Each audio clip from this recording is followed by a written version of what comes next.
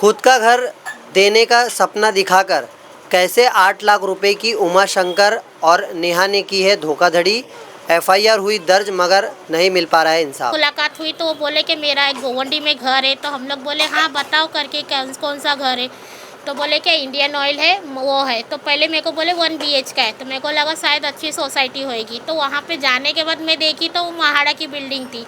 तो फिर भी वो सही लगी मेरे को क्योंकि रोड पे था। तो वो हिसाब से हम लोग बोले चलो सही है। तो मैंने उनका 12 लाख लगाई। वो मुझे बोल रहे थे मैं 17 लाख में दूंगा। तो मैं बोली मुझे उतना नहीं जमेगा क्योंकि यहाँ पर घान और कचरा बहुत है। तो बोले नहीं। तो मेरे को बोले क्या नहीं मैं उतने में नहीं दूंगा। तो वो नवंबर में चले गए। फिर उसके बाद वो डायरेक्ट आए फरवरी में आए और आके बोले कि मैं आपको ही दूंगा रूम। तो मैं बोली मेरी उतनी बजट नहीं है। तो बोले नहीं आपने जो बजट लगाए हो मैं उतने में ही दूंगा। और हम लोग ने बोले कि 8 लाख रुपया मैं तुमको चेक देती हूँ या ऑनलाइन। तो बोले आपा मेरे को चेक मत दो ना ऑनलाइन दो, मुझे कैश चाहिए। तो मैं बोली क्यों। तो बोले मेरी बेटी का तिलक है। वो बहुत रोने लगे गिड़गिड़ाने लगे। तो हम लोग को भी थोड़ा तरस आया। तो वो हिसाब से हम लोग बोले ठीक है। तो हम लोग ने सोनार के पास से 4 लाख लिए और बीसी वाले की इधर से 4 लाख लिए। दोनों को मिला के हम लोग ने 8 लाख रुपया इनको केस दिए करके। तो चेक नहीं लिए ना ऑनलाइन लिए उन्होंने। तो उधर अनवर नाम का एक दलाल है, उसने हम लोग को धमकी दिया, मेरी बहन को और मेरे भाई को दोनों को। बोले इधर आना नहीं दोबारा, ये मेरी बीवी के नाम पे मैंने घर खरीदा हूँ, अगर आएंगे तो फिर उसके बाद देखना मैं क्या करता हूँ। तो उसके बाद मेरी बहन गई नहीं। तो फिर गोवंडी की चौकी में गई तो उधर भी एनसी नहीं लिए। बीनो भावे में भी गई तो उधर भी एनसी नहीं लिए। वो बोले जिधर पैसा दे रहे हैं तुम उधर जाओ। और जिधर हम लोग शिवाजी नगर गए तो बोले जिधर घर है तुम उधर जाओ। हम लोग को दोनों तरफ से भगा रहे थे, यहाँ से भी वहाँ से भी। मुंबई टीवी हर खबर सच के साथ। मैं हूं अफजल शेख और आप देख रहे हैं मुंबई टीवी।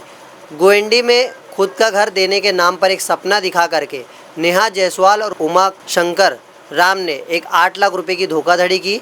इस धोखाधड़ी में उनके ऊपर एफआईआर तो दर्ज हुआ मगर आगे कानूनी प्रोसेस आप सभी जानते हैं कि किस तरीके से होता है। ना ही इस मामले पर इन्वेस्टिगेशन शुरू की गई और ना ही पैसे और रूम को लेकर के कोई जो है चर्चा की गई। हालांकि ये उमा शंकर और नेहा जायसवाल की इस धोखाधड़ी का शिकार हुए आपा हमारे साथ है, जो बताएंगी कि किस तरीके से 8 लाख रुपए इन्हें घर का सपना दिखा करके लिया गया और उसके बाद ना ही इन्हें घर मिला और ना ही अब पैसे मिल रहे हैं। ये बताइए कैसे नेहा जायसवाल और उमा शंकर से आपका कांटेक्ट हुआ और कैसे घर जो है के नाम पर धोखाधड़ी हुई? जी मेरी बहन है ना नसीम बानो, उन्होंने लेके आए थे। ये हमारे बाजू में रहते थे, कौसर की माँ वहाँ पर रहते थे बीच में। किस जगह पे? ये बीच में ये लाल किला है ना वो साइड में वो रहते थे। तो वहाँ पे रहते रहते वो मतलब ऐसी मुलाकात हुई तो वो बोले कि मेरा एक गोवंडी में घर है। तो हम लोग बोले हाँ बताओ करके कौन सा घर है। तो बोले कि इंडियन ऑयल है वो है। तो पहले मेरे को बोले 1 BH का है। तो मेरे को लगा शायद अच्छी सोसाइटी होएगी। तो वहाँ पे जाने के बाद मैं देखी तो वो महाड़ा की बिल्डिंग थी। तो फिर भी वो सही लगी मेरे को क्योंकि रोड पे था। तो वो हिसाब से हम लोग बोले चलो सही है। तो मैंने उनका 12 लाख लगाई। वो मुझे बोल रहे थे मैं 17 लाख में दूंगा। तो मैं बोली मुझे उतना नहीं जमेगा क्योंकि यहाँ पर घान और कचरा बहुत है। तो बोले नहीं। तो मेरे को बोले क्या नहीं मैं उतने में नहीं दूंगा। तो वो नवंबर में चले गए। फिर उसके बाद वो डायरेक्ट आए फरवरी में आए और आके बोले कि मैं आपको ही दूंगा रूम। तो मैं बोली मेरी उतनी बजट नहीं है। तो बोले नहीं आपने जो बजट लगाए हो मैं उतने में ही दूंगा। तो मैं बोली ठीक है। तो मैं मेरी बहन लोग को मैं पूछती हूँ तो फिर मैं आपको बताती हूँ करके। तो मैंने मेरी छोटी वाली बहन को पूछी, रेशमा बानो को मैंने पूछी कि ऐसा ऐसा रूम है क्या तू लेगी करके। तो बोली मेरी इतनी नहीं है कैपेसिटी लेने की। तो मैं बोली हम लोग भी हेल्प करेंगे, तू भी मतलब उसमें डाल के वो करना। तो ऐसा हम लोग ने मिल के उसको एक घर दिलाए 12 लाख का। तो हम लोग ने केस उसको 8 लाख रुपया दिए उमा शंकर जायसवाल को और उनकी बेटी। और वो दोनों इधर आए थे। और हैवी वाला सलीम है वो भी मेरे घर पे आया था। वो तीनों जन आके बोले कि आपा मैं आपको ही दूंगा करके घर। मैं बोली ठीक है हम लोग एग्री है करके। तो मैं बोली इसको देख के आ जा। तो ये देख के आई घर। तो हम लोग सब तैयार हो गए, राजी हो गए, सब कुछ हो गए। तो हम लोग ने बोले कि 8 लाख रुपया मैं तुमको चेक देती हूँ या ऑनलाइन। तो बोले आपा मेरे को चेक मत दो ना ऑनलाइन दो, मुझे कैश चाहिए। तो मैं बोली क्यों। तो बोले मेरी बेटी का तिलक है। वो बहुत रोने लगे गिड़गिड़ाने लगे। तो हम लोग को भी थोड़ा तरस आया। तो वो हिसाब से हम लोग बोले ठीक है। तो हम लोग ने सोनार के पास से 4 लाख लिए और बीसी वाले की इधर से 4 लाख लिए। दोनों को मिला के हम लोग ने 8 लाख रुपया इनको केस दिए करके। तो चेक नहीं लिए ना ऑनलाइन लिए उन्होंने।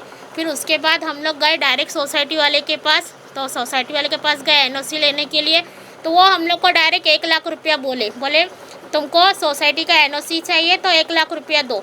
1 लाख रुपया आप दोगे तो ही मैं एनओसी का दूंगा। तो मैं बोली जो शहर सर्टिफिकेट है वो दोगे क्या आप? तो बोले वो मैं नहीं दूंगा करके, आपको नहीं दूंगा, सिर्फ लाइट बिल और राशन कार्ड का यही दो दूंगा। ठीक है, ये तमाम बातें हो गई, मगर फिर आपको पता कैसे चला कि आपके साथ धोखाधड़ी होगी? अभी ये हम लोग मेरी बहन और मेरी दोनों बहन गांव चली गई थी, तो मैंने उनसे है ना लाइट बिल मांगी। सलीम जो हमारे हैवी डिपॉजिट पे थे ना, तो मैंने उनसे लाइट बिल मांगी कॉल करके। मैं बोली सलीम भाई मुझे लाइट बिल दो।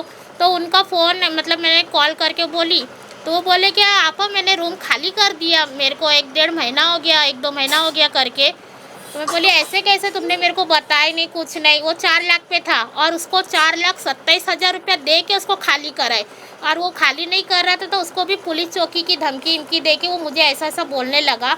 तो बोला कि आपा मैं खाली कर दिया, मेरा अभी वहाँ पे कुछ लेना देना कुछ नहीं है।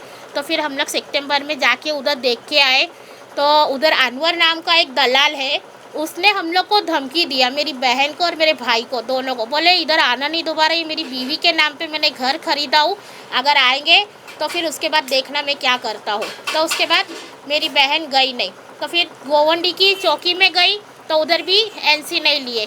विनो भावे में भी गई तो उधर भी एनसी नहीं लिए। वो बोले जिधर पैसा दे रहे हैं तुम उधर जाओ, और जिधर हम लोग शिवाजी नगर गए तो बोले जिधर घर है तुम उधर जाओ। हम लोग को दोनों तरफ से भगा रहे थे, यहाँ से भी वहाँ से भी। तो हम लोग जाए तो जाए कहाँ करके। तो फिर हम लोग ऐसी भागम दौड़ी करते करते हम लोग ने अक्टूबर में एक अर्जी विनो भावे में दिए। पहली अर्जी हमारी विनो भावे में हुई, तो वो अर्जी के मुताबिक मेरा काम नहीं हुआ। फिर हम लोग की ये अर्जी देने के बाद ये पुलिस वाले कितना अक्टूबर में यानी 6-7 महीना हम लोग को ऐसी गोल गोल घुमाए। फिर उसके बाद सेकंड अर्जी पे ये लोग ने एफआईआर दर्ज की है हमारी। तो ये धोखाधड़ी कैसे हो गई और कैसे अभी उन लोगों को कोई कांटेक्ट में है आपके? अभी तो कोई कांटेक्ट में नहीं, ये सब मोबाइल बंद करके बैठे हैं। और जो रऊफ़ कुरैशी है उसने तो रूम पे कब्जा कर लिया है, वो अनवर के थ्रू से। तो हम लोग बोले कि पुलिस वाले को आप चलो करके उधर ही रऊफ़ को आप पकड़ोगे तो ही सब बात क्लियर होएगी, लेकिन पुलिस वाले कुछ एक्शन ले ही नहीं रहे हैं। और रऊफ़ के जो वकील है ना, तो वो बोल रहे हैं कि तुम रऊफ़ के नाम पे एफआईआर दर्ज नहीं कर सकते। हम लोग को खुला वारंट और धमकी मिली है कि तुम रऊफ़ के नाम पे कुछ नहीं कर सकते। जहाँ तुमको जाना है जाओ, घूमो, रिटर्न तुम लोग इधर एक ही जगह पे बैठ जाओगे, लेकिन नहीं हो पाएगा। तो अभी पैसे का क्या बोल रहे हैं? अभी ये सब चलिए, आपकी बात जितनी भी हो गई, पैसे का व्यवहार का जो है पुलिस ने क्या बोला?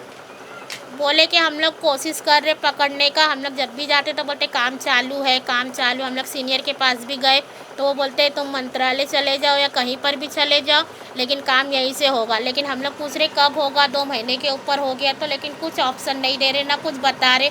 और रऊफ़ के बेटे को भी बुलाए थे पुलिस वाले ने। हम लोग ने बोले उनको कि आप हमको बुलाओ यहाँ पर, हमारी बात कराओ, तो उन्होंने वो भी नहीं बात करे और ना हम लोग को कुछ इन्फॉर्मेशन देते। तो ये जो अभी घर का सपना था, अभी ना ही पैसा है ना ही घर, तो अभी कितना परेशानी उस वजह से हुआ कि आपके पैसे भी गए और घर भी? हम लोग को तो बहुत परेशानी हो रही। हम लोग पुलिस के धक्के खा रहे वो अलग, गाड़ी भाड़ा वो अलग, और ब्याज पे ब्याज जा रहा वो अलग। और टेंशन ब्याज क्यों? क्योंकि हम लोग ने 4 लाख का लोन लिए थे, वो हिसाब से ब्याज जा रहा हमारा। और जो बाजी है बीसी का, तो उन्होंने थोड़ी हेल्प हमारी किए थे, तो वो हिसाब से हम लोग ने 8 लाख पूरा कर्जे में डूब गए। हाँ, तो हम लोग ना यहाँ के ना वहाँ के, अभी सिवाय अल्लाह के कुछ है ही नहीं करके, बाकी अल्लाह मालिक ही है। तो ब्याज भी आप लोग भर ही रहे हो? हाँ, ब्याज भी हम लोग भर ही रहे हैं। तो अभी कितना तकलीफ आपको पूरे परिवार को हो गया कि एक सपना था आपको घर हो जाएगा करके, अभी सपना ही बन के रह गया, लेकिन हकीकत कब होगा वो अल्लाह को ही जाने।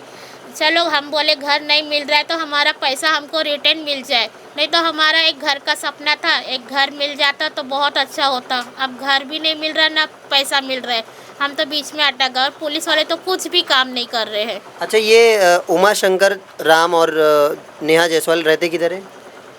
पहले तो बेल बाजार संदेश नगर में रहते थे, और जब उन्होंने घर भेजे इंडियन ऑयल करके, उसके बाद से तो वो लापता हो गए, तो जब से मालूम नहीं कहाँ रहते हैं। तो ये आपने देखा कि कैसे एक भरोसा करके इन्होंने पड़ोस के रहने वाले 2 लोगों से व्यवहार शुरू किया, और इस व्यवहार के अंत जो है इनके साथ में धोखाधड़ी हुई, जिसमें घर का सपना दिखा करके इन्हें पैसे तो ले लिए गए इनसे, लेकिन ना ही घर मिला और ना ही पैसे। उम्मीद है इस मामले पर विनोबा भावे नगर पुलिस इस मामले की इन्वेस्टिगेशन करेगी और सही तरीके से जो पैसे इनके लूटे गए हैं 8 लाख रुपए वो दिलवा करके उन सभी मामलों को जो है जल्द से जल्द सॉल्व करेंगे। कैमरामैन नाहिद कुरैशी के साथ अब्दुल शेख, मुंबई टीवी।